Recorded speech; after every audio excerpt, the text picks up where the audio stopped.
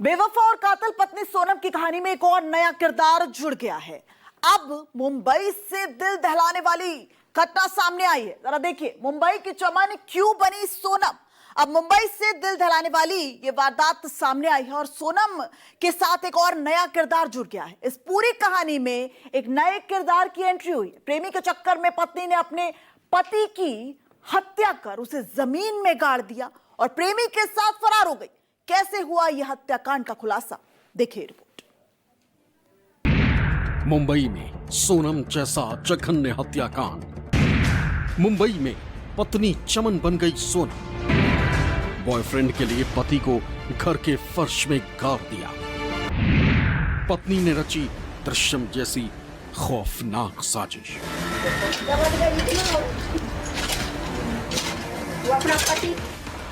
मुंबई की ये तस्वीर बेहद खौफनाक है। यहां इंदौर के सोनम जैसी कातिल पत्नी का खुलासा हुआ है। एक पत्नी ने अपने पति की हत्या करके उसे जमीन में दफना दिया। प्रेमी को पाने के लिए पति से बेवफाई कर दी। अपने पति की जान ले ली। पति पत्नी के पवित्र रिश्ते को शर्मसार कर दिया। इस खौफनाक वारदात को मुंबई के नाला सुपारा के ढानी बाग इलाके में अंजाम दिया गया। घर के अंदर ही पति को मारकर दफना दिया गया। सोनम जैसे इस हत्याकांड से सनसनी फैल गई। इस वारदात के 3 किरदार, पति विजय चौहान, पत्नी चमन देव, प्रेमी मोनू विश्वकर्मा। 32 साल का विजय चौहान ओम साई वेलफेयर सोसाइटी में अपनी पत्नी और बच्चे के साथ रहता था। वो मिस्त्री का काम करता था, लेकिन विजय चौहान 6 जुलाई को अचानक लापता हो गया। विजय चौहान के 2 भाई और उनका परिवार भी आसपास रहता है।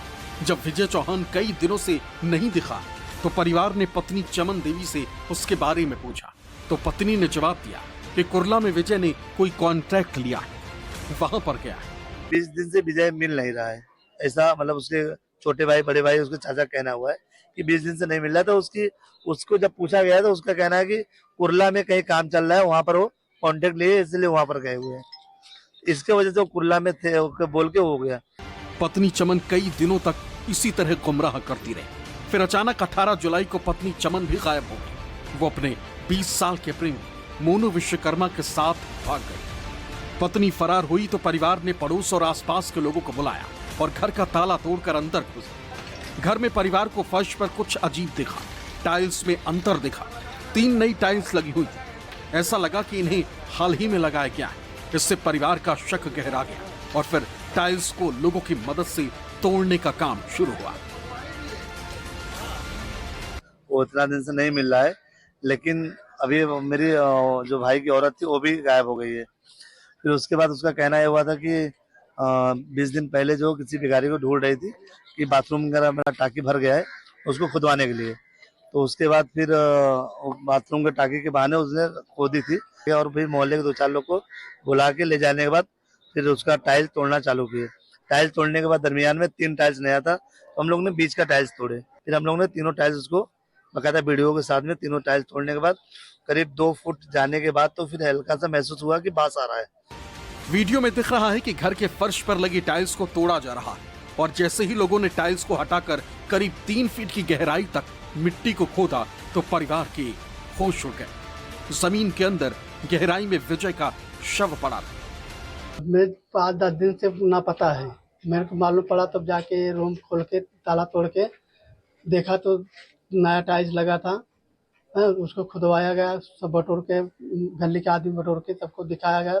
फिर उसके बाद बॉडी मिली, बॉडी से पड़ा है अंदर में। जब लोगों को फर्श में बॉडी मिली तो फौरन ही पुलिस को खबर दी गई। परिवार ने पत्नी के गायब होने के बाद ही पुलिस में शिकायत कराई थी, इसलिए पुलिस जमीन में शव मिलने की खबर सुनते ही एक्शन में आ गई। डॉक्टर्स और फोरेंसिक टीम को लेकर मौके पर पहुंची, शव को बरामद किया। म्हणून त्यांनी पोलीस स्टेशनला इन्फॉर्म केलं गेलं।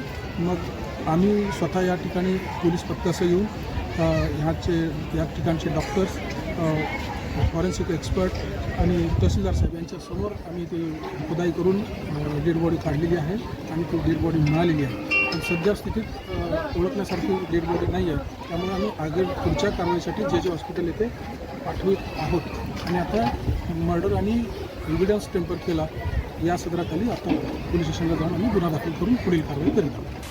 पत्नी चमन ने पति विजय की हत्या के लिए कितनी भयानक साजिश रची कैसे फिल्मी सीन की तरह मर्डर का पूरा प्लान बनाया गया, आप सुनेंगे तो रूह कांप जाएगी। खुलासा हुआ है कि पत्नी चमन ने घर में 2x2 की 3 टाइल्स मंगाई, 6 फीट लंबाई के हिसाब से जमीन को खुदवाया, बाथरूम ठीक करने के बहाने मजदूर बुलाए गए, जमीन में 6 फीट गहरा गड्ढा खोदा गया। पति विजय की हत्या करने के बाद शव जमीन में गाड़ा गया, फर्श में 6 फीट के एरिया में नई टाइल्स लगाई गई। यही बोलती थी कि अपने देवर लोग को, उनके घर के जो भी आते थे विजय के भाई लोग, यही बोलती थी कि वो गए कुरला गए, कभी गोरेगांव बताती थी, लेट आते हैं, सुबह जल्दी चले, 3-3 दिन पे आते हैं, 2 दिन पे आते हैं, ऐसे करके के बुट करते। तो वो लोग जो बोलते थे हम लोग सुन लेते थे कि भाई उनके भाई लोग हैं, हो सकता है कि लेट आता जाता हो। और रही बात कि मोबाइल पे वो लोग बार बार विजय को कॉन्टेक्ट कर रहे थे, तो ये बोलती थी कि मोबाइल खराब हो गया, मोबाइल इधर ही है और वो कान पे है। पत्नी चमन ने पति विजय की हत्या करके उसे जमीन में 6 फीट नीचे दफना दिया और फिर प्रेमी मोनू के साथ फरार हो गई। पड़ोसियों का कहना है कि चमन का बॉयफ्रेंड मोनू विश्वकर्मा पड़ोस में ही रहता था, दोनों के बीच प्रेम संबंध थे। मोनू भी वारदात के बाद से ही फरार है। और किसी से उतना बातचीत नहीं करती थी, किसी से बोलती नहीं थी। उसका आदमी अच्छा था, मतलब वो किसी को देखता था तो बोलता था अच्छे से, लेकिन वो किसी से नहीं मतलब रखती थी। और अब ऐसा कोई सोच नहीं सकता कि मतलब ऐसा कर देगी। कभी लगा नहीं कि दोनों का प्रेम संबंध होगा? कभी कोई देखे थे लेकिन अंदर था, ऐसा कोई वो नहीं था। ओपन नहीं हुआ था। ओपन तो अभी जो है करे 1 महीना के लमसम में हो गया कि ओपन धीरे धीरे हुआ। अभी पता चला है कि पति विजय को पत्नी पर मोनू से अफेयर का शक था और वो पत्नी को उससे बात करने से मना करता था। लेकिन इस हत्याकांड में एक और किरदार का नाम सामने आया है, जिसका नाम है सर्वेश गिरी। सर्वेश गिरी दुकानदार है, धानी बाग में उसकी मोबाइल की दुकान है। उसकी दुकान पर मर्डर की साजिश रची गई। वारदात के बाद से सर्वेश भी फरार है। ये घटना नालासोपारा इलाके के ओम साई वेलफेयर सोसाइटी में हुई है। काफी तंग गलियां है, बड़े पैमाने पे यहाँ पे लोग रहते हैं और इसी लोगों के इतने लोगों के बीच में, तंग गलियों के बीच में ये घटना हुई है।